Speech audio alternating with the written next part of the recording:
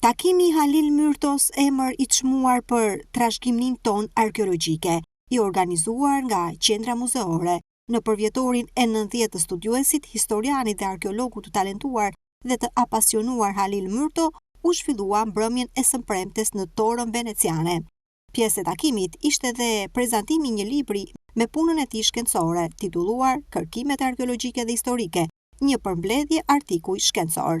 Qendra Muzeore Durrës zhvilloi aktivitetin përkujtimor dhe shkencor kushtuar profesor Halil Myrto, studiuesi, historiani dhe arkeologu, me një kontribut të çmuar për trashëgiminë tonë arkeologjike.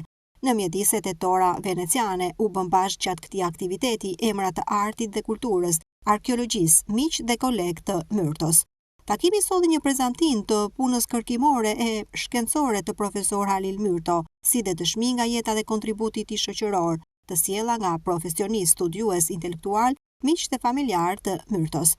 Afrim Hoti, një tjetër emër i rëndësishëm i arkeologjisë shqiptare, mik dhe koleg i Halil Myrtos, u shpreh në një prononcim për mediat se ai ishte një nga kontributorët më të rëndësishëm të qytetit të Durrësit për studimet e tij në fushën e arkeologjisë, historisë, por dhe si intelektual i spikatur i qytetit. Ky aktivitet i kushtohet profesor Dr. Halil Myrtos, një nga kontributorët më të rëndësishëm të qytetit Durrësit për studimet e tij në fushën e arkeologjisë, historisë, por edhe si intelektual i spikatur i këtij qyteti dhe gjithashtu edhe për aktivitetin e tij shumë të vyrë në Itali, veçanërisht në Universitetin e Lecces, të Kozensës, Salentos dhe universitetet të tjera italiane.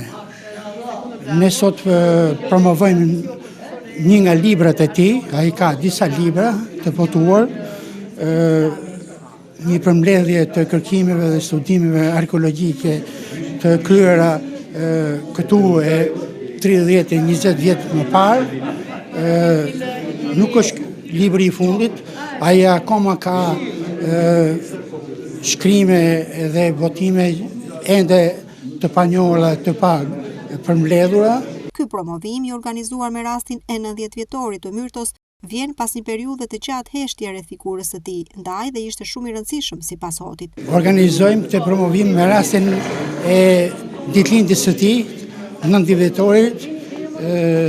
Ai kishte rreth 25 vjet që ka vdekur dhe kjo heshtje e gjatë ne na shtyu që të organizojmë një promovim të shkrimeve të tija që ishin shumë pak të njohura për lexuesin dhe publikun e qytetit të Durrësit. Gjatë kësaj mbrëmje u promovua një botim me kërkime arkeologjike dhe historike në formën e një përmbledhje artikuj shkencor, si një nderim për kontributin e vyer të Halil Myrtos në fushën e arkeologjisë shqiptare në ditën e përvjetorit të 90 të tij.